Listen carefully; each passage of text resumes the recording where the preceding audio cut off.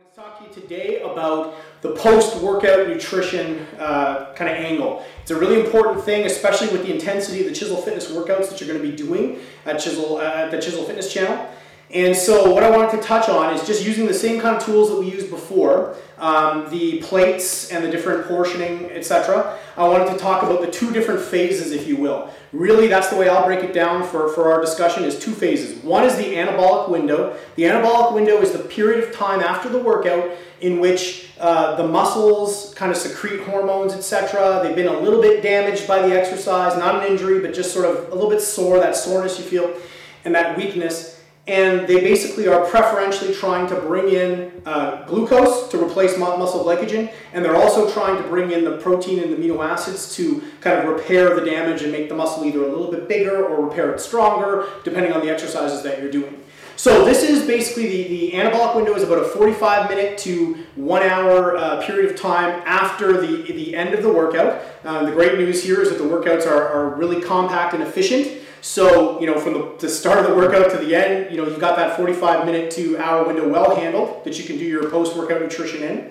And so optimally, you'll be having your post-workout meal following that.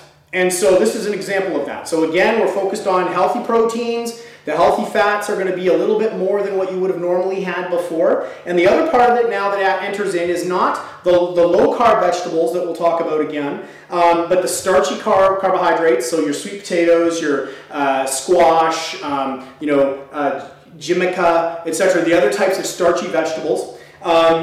Also things like carrots you could think about there as well. Not processed ones like mashed potatoes unless you're doing it yourself with sweet potatoes, etc. Those are the better options. They're less insulin spiking.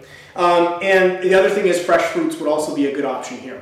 And then those are going to help replenish so the body can bring in get the glucose out of there and put it into the muscles where it's needed to replenish your glycogen so that the next day you're ready to pop off another workout.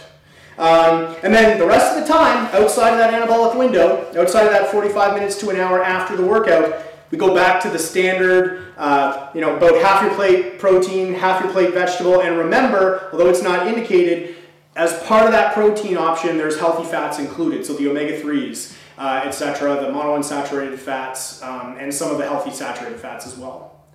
Dietitian Dan T here.